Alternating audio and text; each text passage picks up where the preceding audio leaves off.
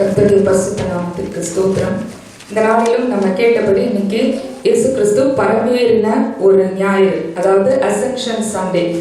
So நம்ம எல்லாருமே ஏசாமியை பற்றி நம்ம தியானிக்கும் பொழுது மனுஷகுமாரன் வேதபாரகர் மூப்பரால் பல பாடுகள் பட்டு அவர் சிலுவையில் அறையப்பட்டு மரித்து அடக்கம் பண்ணப்பட்டு பாதாளத்தில் இறங்கி 3ஆம் நாள் எழுந்தருளினார். அதோட நம்ம முடிஞ்சிடற மாதிரி இருக்கிறோம் ரிசரக்ஷன் சண்டேயோட, ஈஸ்டரோட.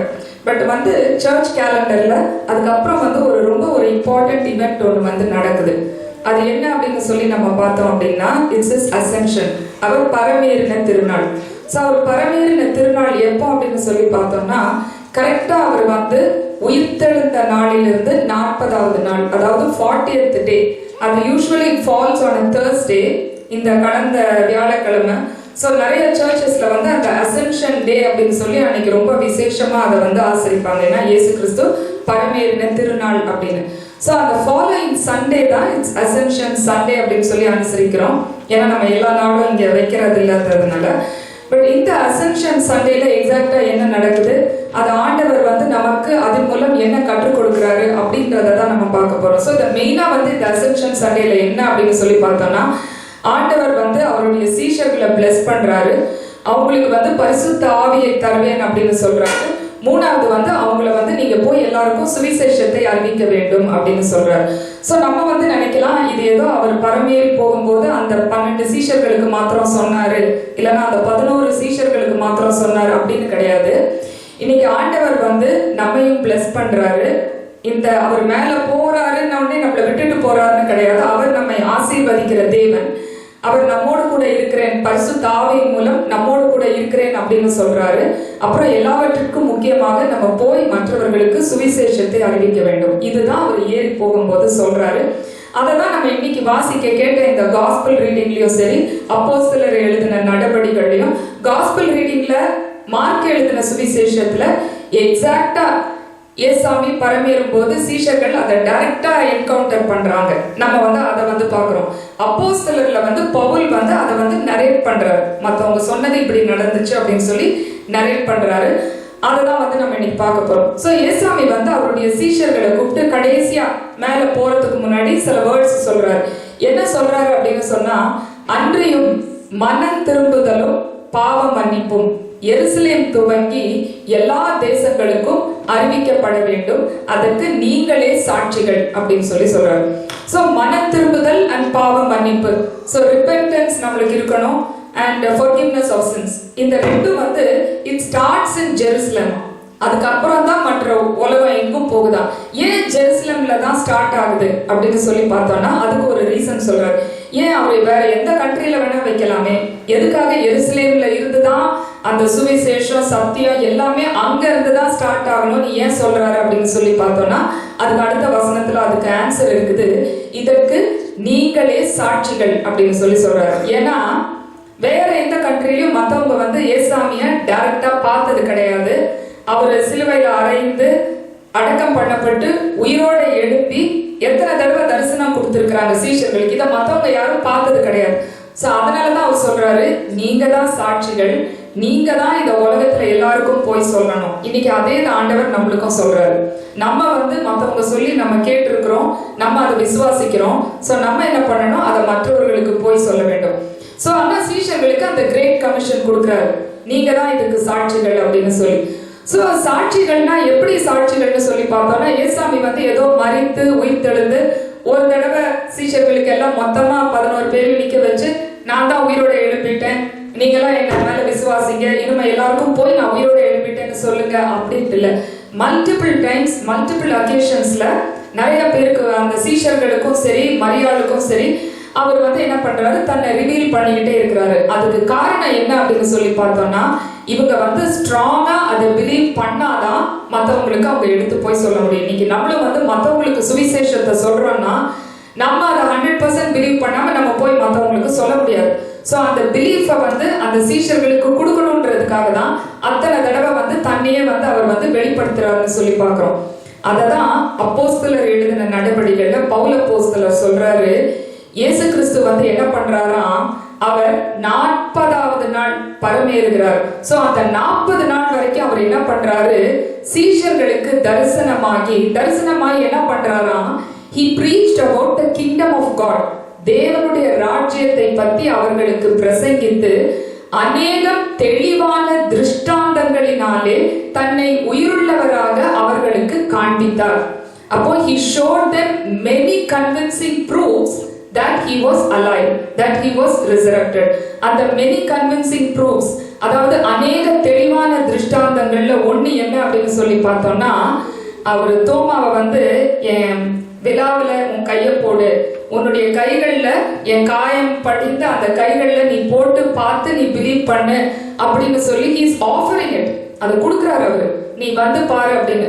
சோ அப்போ தோமா என் தேவனே என் ஆண்டவனேன்னு சொல்றாரு. சோ அப்படி என்னன்னா அந்த அளவுக்கு கடவுள் வந்து ப்ரூஃபோட நான் தான் அது அப்படின்னு சொல்லி அவங்க எல்லாருக்கும் ஒரு தடவை 2 தடவை இல்ல, சரி ஒருத்தன் தானே தோமா மாத்திரம் தானே பார்க்கல, அவனை விட்டுடலாம் அப்படின்னா இன்னைக்கு தோமா வந்து நான் தான் அதுக்கு சாட்சி அப்படின்னு சொல்லி இந்தியாவுக்கு வந்திருக்க முடியாது. he would have never come. நான் பார்க்கல, நான் பிலீவ் பண்றேன்னு கடைசி வரைக்கும் அப்படியே இருந்திருப்பான். சோ அதனால பவுல் சொல்றார் அப்போஸ்தலர்ல, with many convincing proofs he showed them he was alive. Why? Because he wanted them to be witnesses. இன்னைக்கு நம்ம எல்லாரும் அவருக்கு சாட்சிகளாக இருக்க வேண்டும். மற்றவங்களுக்கு நம்ம வந்து அவர்தான் ஜீவனுள்ள தேவன்னு சொல்லி மற்றவங்களுக்கு நம்ம எடுத்து சொல்லணும். சோ சீஷர்களுக்கு அந்த கமிஷன் கொடுக்கிறாரு. சோ இது எருசலேம் தொடங்கி தான் நடக்கணும். It has to start from you. ஏன்னா நீங்க தான் விட்னஸஸ், நீங்க தான் இதற்கு சாட்சிகளா இருக்கிறீர்கள் அப்படின்னு சொல்லி சொல்றாரு. அப்புறம் அதோட நிறுத்தாம அவர் அடுத்தது வந்து என்ன சொல்றாரு, என் பிதாவானவர் வாக்குத்தத்தம் பண்ணின பரிசுத்த ஆவியை நான் உங்களுக்கு தருவேன், அந்த உன்னதத்திலிருந்து வருகிற பலனால் நீங்கள் நிரப்பப்படும் வரைக்கும் எருசலேமிலே தரித்திருங்கள் அப்படின்றார். Until you get filled with the power from high, you stay in Jerusalem. So அந்த Holy Spirit இல்லாம நம்ம போய் சும்மா போய் நான் கடவுளுக்கு சாட்சியா இருக்கிறேன், நான் போய் மற்றவங்களுக்கு போய் சுவிசேஷத்தை சொல்றேன்னு போயிட்டு நம்ம போய் சொல்ல முடியாது. You have to stay in prayer, you have to wait and get the Holy Spirit. அதுக்கப்புறம் நீ போய் மற்றவங்களுக்கு சுவிசேஷத்தை சொல்லு. ஒரு ஆத்மாவுக்கு நம்ம சுவிசேஷத்தை சொல்றதுக்கு முன்னாடி சும்மா ஏனோ தானோன்னு சொல்லி ஏதோ நானும் ஒரு சுவிசேஷம் சொல்றேன் அப்படின்னு சொல்லிட்டு போய் சொல்லக்கூடாதான். அதுக்கு முன்னாடி நம்ம பிரேயர்ஃபுல்லா, ஆண்டவரே நான் போய் இவங்களுக்கு நான் இந்த சத்தியத்தை நான் போய் சொல்ல போறேன், speak to them, make their heart receptive, make them understand. அதையும் தாண்டி அவங்க கடினப்பட்டு கேட்கலன்னா அது வேற விஷயம். பட் ஒரு பிரேயர்ஃபுல்லா தான் நீங்க போகணும். அதுதான் இன்னைக்கு நம்மளுக்கு ஆண்டவர் சொல்லுகிற சத்தியம் தான். சும்மா போய் எடுத்தோம் ஏனோ தானோன்னு போய் எல்லாருக்கும் போயிட்டு நானும் போய் நிறைய பேர் ஆத்மாவை சேர்க்கிறேன் அப்படின்னு சொல்ல முடியாது. அதுக்கு முன்னாடி you need to pray. So அததான் சீஷர்களுக்கு சொல்றாரு. சோ நீங்க தான் எனக்கு சாட்சிகள், ஓ நாங்க ஏசாமியை பார்த்தோம், சோ நீங்களும் வந்து அதை பிலீவ் பண்ணணும். போய் ஒருத்தர்கிட்டயா போய் சொல்றது கிடையாது, அப்படி நீங்க சொல்லணும். பட் அதுக்கு முன்னாடி நீங்க என்ன பண்ணணும், அந்த ஹோலி ஸ்பிரிட் உடைய பவர் உங்களுக்கு வரணும்.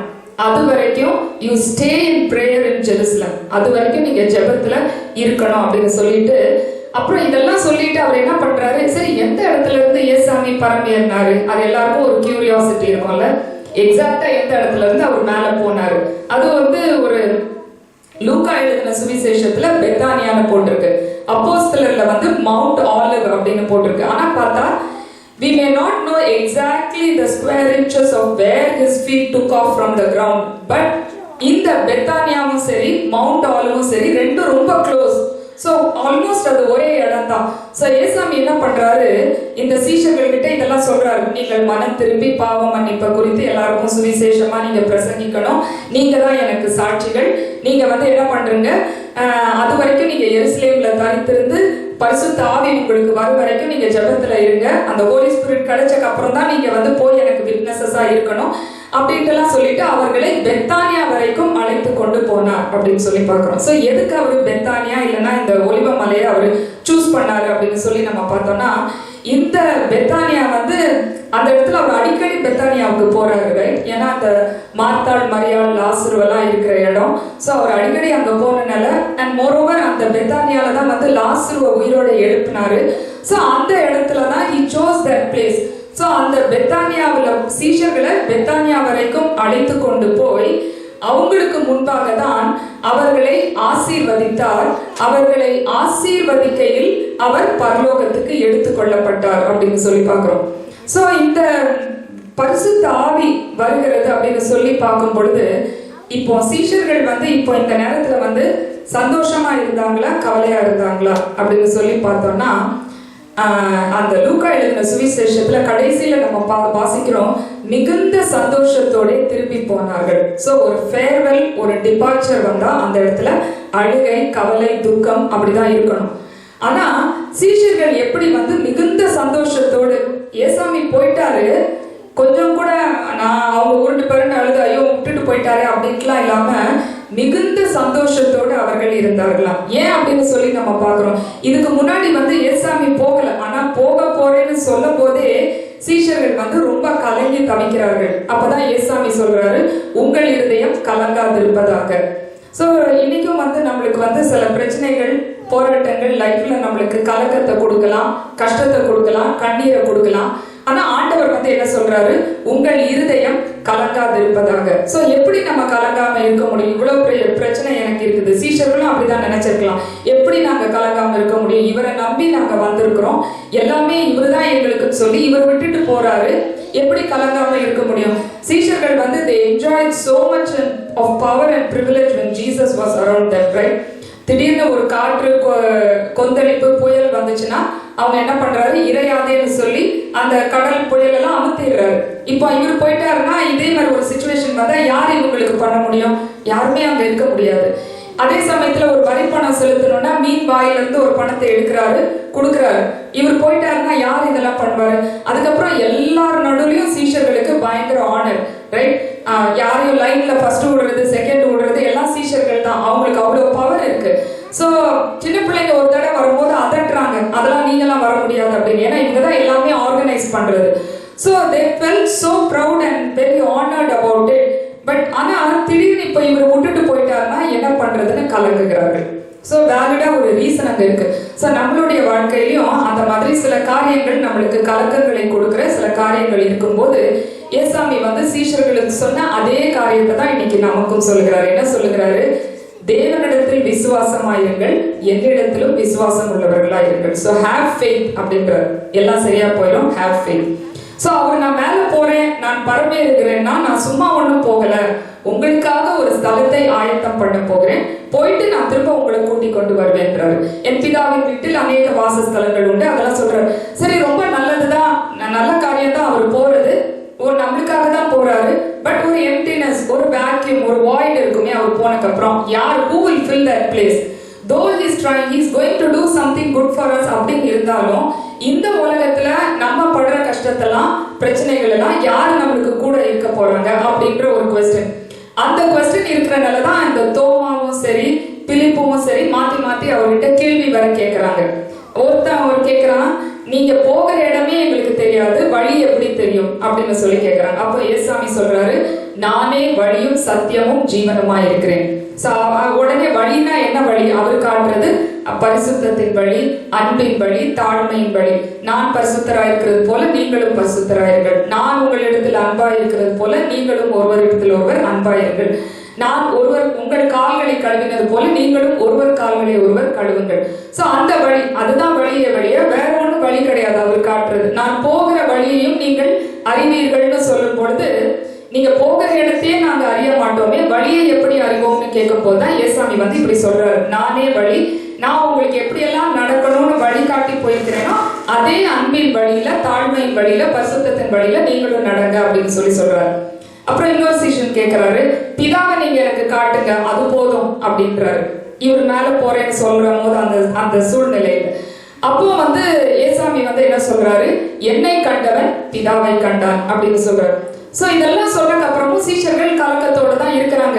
ஹேவ் ஃபெய்த்னு சொல்றாரு, ஓகே விசுவாசமா இருக்கலாம், நான் பரலோகத்துல உங்களுக்காக தான் நான் போறேன்றாரு, ஓகே எங்களுக்காக தான் போறீங்க, பட் ஸ்டில் வந்து நாங்க வந்து எங்களுக்கு இங்க லைஃப்ல இந்த வேர்ல்டுல நாங்க ஃபேஸ் பண்ற இந்த பிரச்சனையெல்லாம் யார் எங்களுக்கு சால்வ் பண்ணுவா அப்படின்ற ஒரு பிக் குவெஸ்டின் மார்க். அப்பதான் அவர் சொல்றாரு, என்னை போலவே நான் வேறு ஒரு தேற்றரவாளனை நான் உங்களுக்கு அனுப்புவேன், he is the comforter அப்படின்னு சொல்லி சொல்றாரு, Holy Spirit. சோ இந்த கம்ஃபர்டரை நான் உங்களை I will not leave you as orphans, நான் உங்களை திக்கற்றவர்களாக விடேன், அப்படிலாம் நான் உங்களை விட்டுட்டு போயிடவே மாட்டேன், நான் ஒரு கம்ஃபர்டரை உங்களுக்கு அனுப்புவேன், நான் ஒரு தேற்றரவாளனை அனுப்புவேன். ஸோ ஹோலி ஸ்பிரிட் நம்ம மத்தியில இருக்கும்போது அவர் நம்மளை கம்ஃபர்ட் பண்ணுவாரு. நம்ம கலக்கத்தோடு நம்ம இருக்கும்போது the Holy Spirit will take care of it. So அடுத்த சண்டே வந்து நம்மளுக்கு பெண்டிகாஸ்ட் சண்டே, அப்பதான் அந்த ஹோலி ஸ்பிரிட்டுடைய மேனிஃபெஸ்டேஷன் பார்க்க போறோம். பட் அந்த பெண்டிகாஸ்ட் சண்டே மாத்திரம் தான் வராரான்னு பார்த்தா ஹோலி ஸ்பிரிட் எப்போல இருந்தே இருக்கிறார். ஜெனசிஸ்ல பார்க்கிறோம், ஆவியானவர் ஜலத்தின் மேல் அசைவாடி கொண்டிருந்தார் அப்படின்னு. ஆகாய் தீர்க்கதரிசியின் புஸ்தகத்துல அப்படிதான் ஜனங்கள் வந்து எப்படி இந்த யோவான் 14ஆம் அதிகாரத்துல ஏசாமி அவங்களை விட்டு போக போறாருன்னு சொல்லும் போது சீஷர்கள் எல்லாம் எப்படி கலங்கி இருந்தார்களோ, அதே மாதிரி இந்த ஆகாய் 2ஆம் அதிகாரத்துல இஸ்ரவேல் ஜனங்கள் எல்லாம் ஒரு விதமான கலக்கத்தோடு இருக்கிறாங்க. ஸோ எல்லாருக்கும் டிஃப்ரெண்ட் பிரச்சனை இல்லை. anything that can cause us like anxiety, discouragement, disappointment, frustrations, அந்த மாதிரி அந்த காலத்துல இந்த ஆகாய் தீர்க்கதரிசி காலத்திலே ஒரு கலக்கம், ஒரு frustration, ஒரு disappointment. அவங்களுக்கு என்ன disappointment அப்படின்னு சொல்லி பார்த்தோம்னா, அவங்க வந்து ஒரு டெம்பிளை கட்டுறாங்க. ஏன்னா சாலமோன் கட்டின அந்த தேவாலயம் தரைமட்டாக இடிக்கப்பட்டது. So they try their best, maximum கஷ்டப்பட்டு ஒரு ஆலயத்தை கட்டிட்டு கடைசியில் அவங்க கட்டின ஆலயத்தையே அவங்கள பார்க்கும்போது அவங்களுக்கே வந்து ரொம்ப அது பிடிக்கல, மனசு கஷ்டமா இருக்குது. சாலமோன் கட்டின ஆலயம் எவ்வளவு ஒரு கிராண்டா ஒரு ஸ்பிளெண்டரோடையும் ஒரு க்ளோரியோடையும் இருந்துச்சு. அதுக்கு பக்கத்துல இந்த ஆலயத்தை பார்த்தா ஒண்ணுமே இல்லை. So they were so disheartened, they were so discouraged. அதே மாதிரி நம்மளுடைய லைஃப்லயும் சில காரியங்கள் வந்து நம்ம இப்படி நடக்கணும் அப்படின்னு சொல்லி நம்ம எதிர்பார்த்து ஒரு எக்ஸ்பெக்டேஷனோட இருப்போம். அது நடக்கல அப்படின்னும் போது sometimes we get very frustrated and very disappointed and very discouraged and sometimes even also very anxious and பயம், even fear factor கூட வந்துடலாம். நம்ம இப்படி இருக்கணும் அப்படி இருக்கணும்னு நினைச்சோமே, ஆனா நம்ம லைஃப்ல சில சிச்சுவேஷன்ஸ் எல்லாம் இப்படி போயிடுச்சு, நம்ம நினைக்கிற மாதிரி போகலையேன்னு சொல்லி ரொம்ப கஷ்டத்தோட இருக்கலாம். அப்படிதான் அந்த இஸ்ரவேல் ஜனங்களும் அந்த ஆலயத்தை கட்டிட்டு பார்த்துட்டு அவங்க நினைச்சாங்க அட்லீஸ்ட் கொஞ்சமாவது பெட்டரா இருக்கும்னு பார்த்தா ஒண்ணுமே இல்லை அந்த ஆலயம். ஸோ ரொம்ப டிசப்பாயிண்டடா இருக்கும் போதுதான் ஆண்டவர் வந்து ஆகாய் தீர்க்கதரிசியின் மூலம் அந்த இஸ்ரவேல் ஜனங்கள் கூட பேசுறாரு. யார் கூட பேசுறாரு அப்படின்னு சொல்லி பார்த்தோம்னா, செருபாபேலே நீ பயப்படாதேன்றாரு. செருபாபேல் வந்து யூதாவின் அதிபதி. யூதாவின் அதிபதியாகிய செருபாலே நீ பயப்படாதே. பிரதான ஆசாரியனாகிய யோசுவாவே நீ பயப்படாதே. ஜகத்தில் மீதியா இருக்கிறவர்களே நீங்கள் பயப்படாதீர்கள் அப்படின்றார். So this Zerubbabel வந்து he was the governor of Judah. So politically அவன் தான் ஹெட். ஆனா அவனே வந்து இந்த ஜனங்க நம்மலாம் கஷ்டப்பட்டு ஒரு ஆலயத்தை கட்டணும், ஒன்றும் நல்லா இல்லையே, அவ்வளோ ஒன்றும் கிராண்டா இல்லையே. ஆனா அந்த கவர்னர் ஆஃப் ஜூடா, அந்த யூதாவின் தலைவனாகிய செருபாபேலை பார்த்து ஆண்டவர் சொல்றாரு, don't lose heart, stay strong, திடமனதா இரு, தைரியமாயிரு அப்படின்றார். அதுக்கப்புறம் யோசுவா என்னும் பிரதான ஆசாரியர், he was the high priest. So பொலிட்டிக்கலா இருக்கிறவனுக்கும், ஏன்னா அவங்க தான் அந்த ஜூடாவுடைய கவர்னரே, அந்த டெம்பிளை கட்டி அது ஒன்றும் அவ்வளோ நல்லா இல்லை. So he was upset. அதே மாதிரி அந்த high priest is in charge of the temple, அவனுக்கும் மனசு கஷ்டமா இருக்குது. அவனையும் பார்த்து ஆண்டவர் வந்து சொல்றாரு, stay strong, don't lose heart அப்படின்றாரு. அப்புறம் ஜனத்தில் மீதியானவர்களே, the remnants of the people of Israel, யாரெல்லாம் மிச்சம் இருந்து அந்த ஆலயத்தை கட்டுறாங்களோ, for all the common people, யாருமே நீங்க பயப்படாதீங்க, நீங்க வந்து ஸ்டே ஸ்ட்ராங் சொல்லி வேலையை நடப்பீங்கள். ஸோ சில சிச்சுவேஷன்ஸ் வந்து நம்மளுக்கு வந்து ரொம்ப நம்மளை புல் டவுன் பண்ற மாதிரி இருந்தாலும், continue to do what you are doing in God's vineyard. நீ தொடர்ந்து நீ அந்த வேலையை நடப்பீங்கள், கண்டினியூ பண்ணிட்டே இருங்க, ஏன்னா ஆவியானவர் உங்கள் நடுவில் நிலை கொண்டிருக்கிறார். ஸோ அதே ஹோலி ஸ்பிரிட். ஸோ அதான் he will comfort you and he will strengthen you.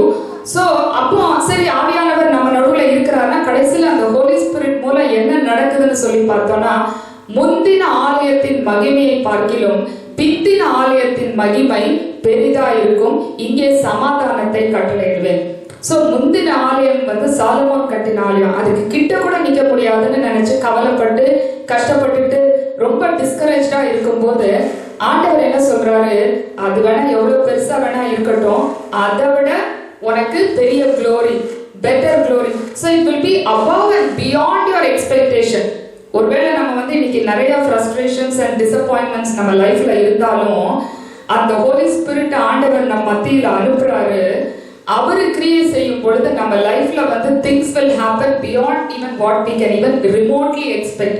அந்த அளவுக்கு ஆண்டவர் செய்வார். ஸோ அந்த ஜனங்களுக்கு அதான் சொல்றாரு, அந்த கவர்னரையும் பார்த்து சொல்றாரு, அந்த ஹை பிரீஸ்டையும் பார்த்து சொல்றாரு, மற்ற ஜனங்களையும் பார்த்து சொல்றாரு, don't lose heart, don't get disheartened. Holy Spirit உங்க மத்தியில இருக்கிறாரு. So continue to work.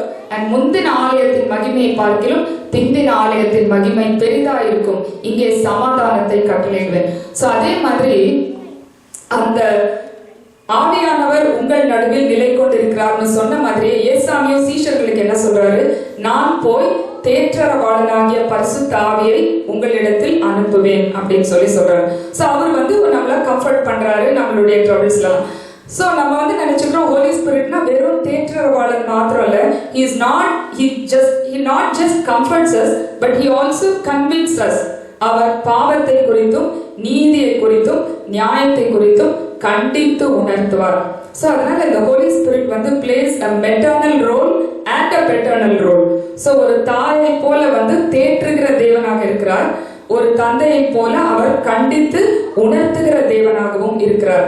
அப்புறம் இந்த ஹோலி ஸ்பிரிட் தான் empowers us, gives us the strength. நம்ம வெளியில போய் to be witnesses to him அப்படின்னு. ஸோ அப்படி இருக்கும்போது சீஷர்கள் இப்ப என்ன பண்றோம்? let's go back to the ascension part.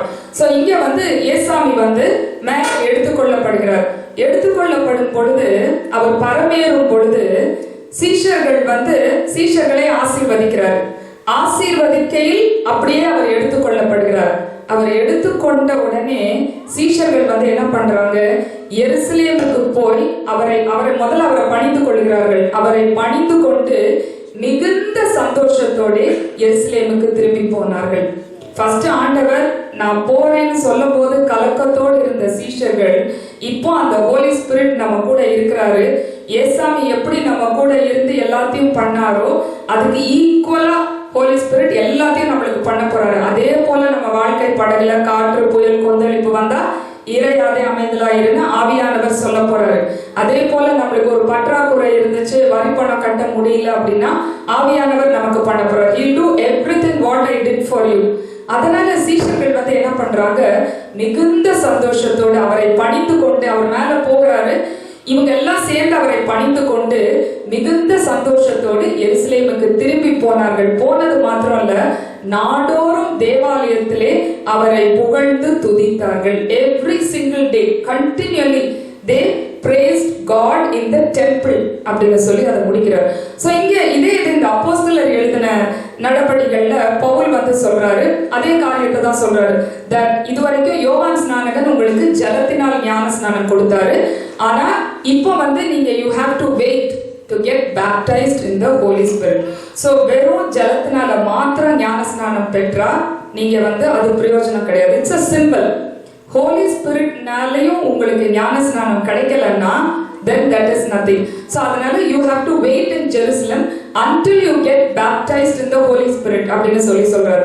So அதே மாதிரி இவங்க வெயிட் அந்த பரிசுத்த ஆவியை பெற்றுக்கொள்ளணும் அப்படின்னு சொல்லி இருக்கும் பொழுது ஏசாமி இந்த காரியங்கள் எல்லாம் அந்த அப்போஸ்தலர்ல வாசிக்கிறோம். பவுல் அப்போஸ்தலர் சொல்றாருன்னு இந்த காரியங்கள் எல்லாம் அவருக்கு சொல்லிட்டே இருக்கிறாரு ஒண்ணா.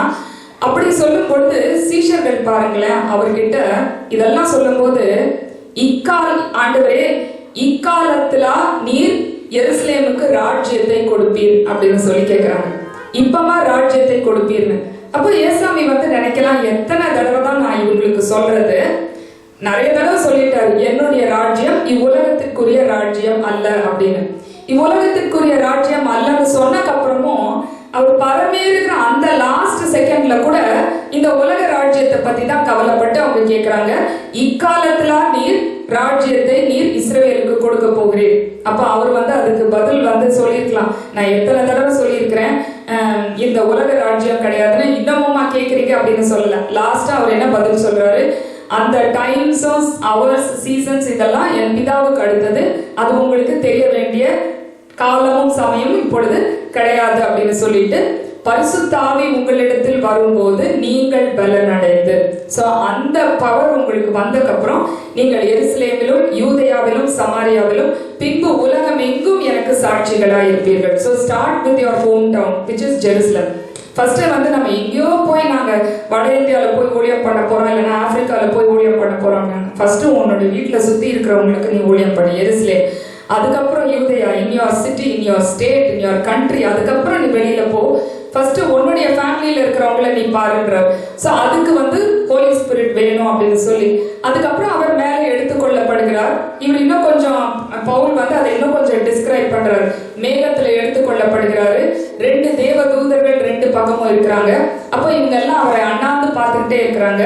அப்போ அந்த 2 தேவதூதர்களும் சொல்றாங்களா சீஷர்களை பார்த்து, கலிலேயராகிய சீஷர்களே, நீங்கள் ஏன் வானத்தை அண்ணாந்து பார்த்து கொண்டிருக்கிறீர்கள்?